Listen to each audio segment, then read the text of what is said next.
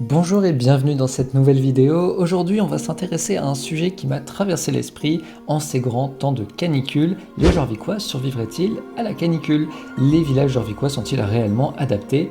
Pour analyser cela, 3 critères. Le premier, la végétalisation. Les arbres permettent de réduire drastiquement les températures. Alors on se demandera si les zones sont végétalisées. Deuxième critère, la perméabilité des sols. Les sols peuvent-ils respirer? Et au-delà de ça, est-ce qu'on a plutôt des bons matériaux au niveau des bâtiments? Et enfin, la localisation géographique. Est-ce qu'on peut retrouver des plages, un air marin ou au contraire, la ville n'est pas propice au vent? Petit disclaimer avant de commencer la vidéo, je ne suis pas du tout un urbaniste ni un professionnel. Cette vidéo est là pour analyser les structures des villes dans le jeu sous le prisme de la canicule que nous connaissons malheureusement tous bien. Les zones que nous allons analyser ne seront qu'uniquement les zones à Silverglade car j'estime qu'elles ont été créées avec plus de minutie et de conscience. C'est elles qui ont été principalement refaites. Donc pas de zone dans les comtés de la Moisson et Epona ni le village de pêche du Cap Ouest. Je mets aussi March and Cast de côté car je n'ai pas complètement débloqué la zone. Je sais, c'est honteux. Commençons sans plus tarder la vidéo. Au niveau du premier critère, donc la végétalisation, il faut se dire qu'on se trouve sur une île où on est censé respecter la nature. Enfin, majoritairement. Le plus gros problème dans nos villes actuelles, c'est qu'un arbre, c'est du foncier en moins, donc en gros moins d'argent à gagner qu'une place de parking ou encore un immeuble. À Jorvik, on peut se déplacer en voiture, on a aussi un bus pour celles et ceux qui s'en souviennent, mais les chevaux restent l'un des meilleurs moyens de locomotion.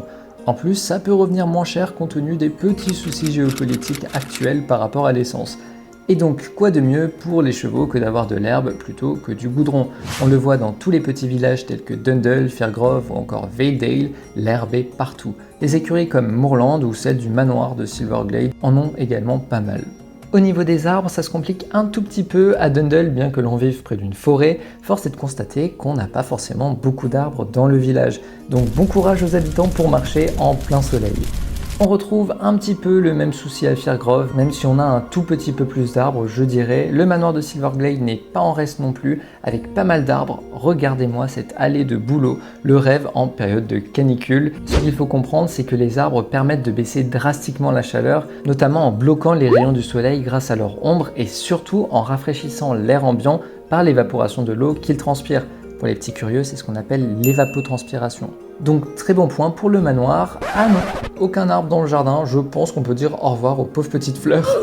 L'écurie Moorland, elle, possède quelques arbres, pas forcément au sein de l'écurie, mais beaucoup autour, un peu comme Fort Pinta, même s'il risque de faire quand même un petit peu chaud dans l'enceinte même du fort. Au niveau de la perméabilité des sols et des matériaux, il faut rappeler que chaque zone a sa propre inspiration et parfois même culture.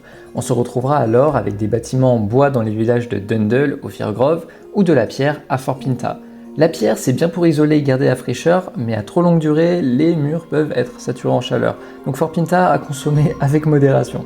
Par contre, on retrouve quand même un sol qui respire avec des pierres et de la terre. C'est important car des sols qui respirent permettent à l'eau de s'infiltrer et de s'évaporer pour rafraîchir l'atmosphère, alors que des sols imperméables, comme avec du goudron, New Hillcrest, transforment la terre en un accumulateur de chaleur et peuvent aussi provoquer des inondations. Dans la région de Silverglade, on retrouve à peu près le même type de pavé, laissant parfaitement la terre respirer. Passons maintenant aux atouts géographiques. Beaucoup de villages se trouvent proches des forêts comme Fairgrove, Valedale ou encore Dundle. Le village de Dundle dispose d'un magnifique lac et celui de Valedale d'une belle rivière, parfait pour se rafraîchir. Non, le petit problème qu'on peut retrouver à Valedale ou Fairgrove, ce sont les glaciers. Oui, ça peut être une bonne chose, mais en période de canicule, je me demande s'ils resteraient intacts. J'imagine de potentielles fontes, des éboulements de terrain, c'est à double tranchant. En plus, j'y pensais pour Fairgrove, mais je me demande s'il n'y aurait pas un effet de cuve où l'air chaud serait emprisonné entre la montagne et les murs. Après, on est en altitude, donc il y a peut-être moins de chaleur, mais des UV quand même puissants, alors on met bien sa crème solaire. Fort Pinta, de son côté, dispose évidemment d'une plage, mais aussi de quelques arbres pour offrir de l'ombre. C'est aussi le cas pour Moorland avec un beau bosquet et un petit lac, parfait aussi pour se rafraîchir. Le village de Silverglade possède une fontaine, mais il se situe quand même dans des plaines, j'imagine que le vent peut être plutôt propice. Après tout, il se situe à côté des champs Everwind, c'est quand même dans le nom. Là où je suis plutôt dubitatif, c'est au niveau du manoir de Silverglade. D'un côté, on retrouve des bâtiments de couleur très claire, parfaits pour réfléchir la lumière et donc ne pas emmagasiner la chaleur. Mais de l'autre, là, l'équestre, je ne sais pas si elle protégerait du soleil ou si, au contraire, à cause de ses grandes vitres, elle agirait comme un effet de serre, rendant l'endroit hyper chaud.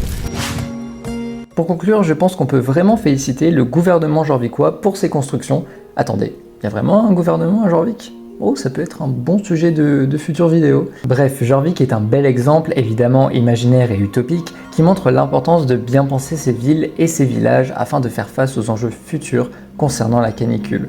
Honnêtement, je pense que j'irais vivre avec Dale bien au frais si j'avais pu. Et vous, n'hésitez pas à me le dire en commentaire. En tout cas, j'espère que cette vidéo vous aura plu. On ne se dit pas à très bientôt car un stage m'attend durant tout cet été. Surtout, profitez bien de vos vacances pour celles et ceux qui en ont et surtout, prenez bien soin de vous, c'est très important. À la prochaine.